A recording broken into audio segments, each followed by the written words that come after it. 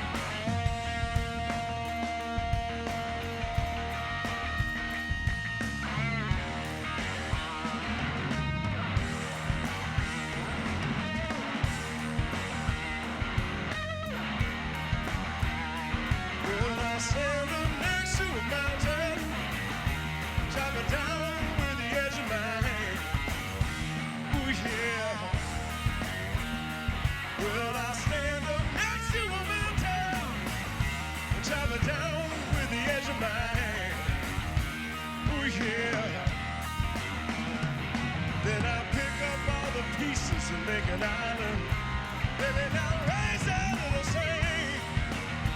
Whoa, yeah, 'cause I'm a voodoo child. Lord knows I'm a voodoo child. Burn it down.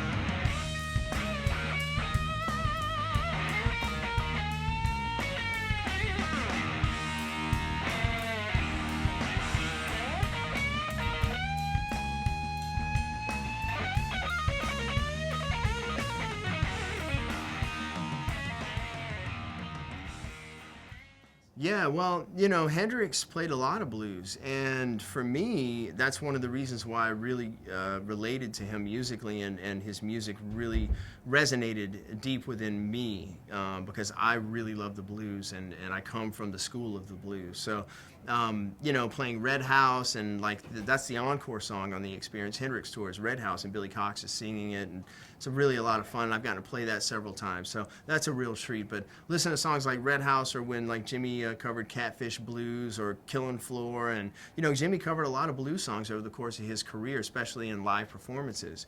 And I think it really showed a lot of his roots and the foundation of which he built his music from.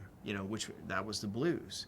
And that's kind of been my similar approach with my music too. And Hendrix had a lot of influences of his were some of the blues masters. You can hear a lot of B.B. King and Albert King and Buddy Guy for sure, just to name a few, in everything that Hendrix plays. Well, from what I understand, obviously there was some forethought putting into that performance and what he was going to eventually do on stage when he burnt the guitar. But at the same time, I felt as though it was a bit spontaneous, and it certainly got him a tremendous amount of attention, you know. And I think not that he wasn't already on his way up, you know, like they say, #1 with a bullet in the industry. He was already like really, you know, moving up pretty fast. But I think that really kind of, you know, was one performance that sent him over the top. I think that was kind of the thing that, you know, got everybody across the whole planet talking about Jimi Hendrix. They're like, man, did you hear what Jimi Hendrix did? And I think from that point on,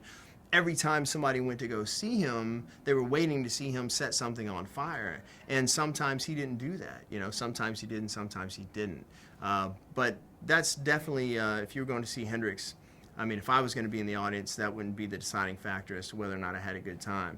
You know, it's all about the music. But I think that performance definitely put him on the map in a different way that he probably wasn't before. I know Jimmy spent a lot of time in London. I know that he was working here in the U.S., and then he went over to London and spent a lot of time there cultivating his sound and, you know, putting his band together and doing, you know, basically getting ready for the big time. And I think that I went over to Europe just recently for the first time in about 12 years. And I was instantly impressed and affected by the music scene over there. I think that whatever was going on back then is still exists there to a degree today. I felt like there was a serious music scene over there that was really inspirational to me.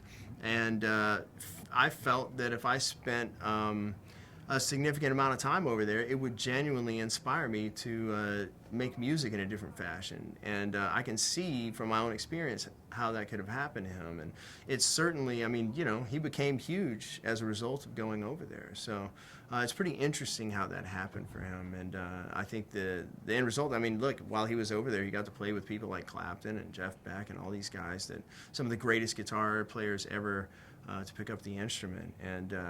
And from what I understand, a lot of them were really intimidated by him, you know.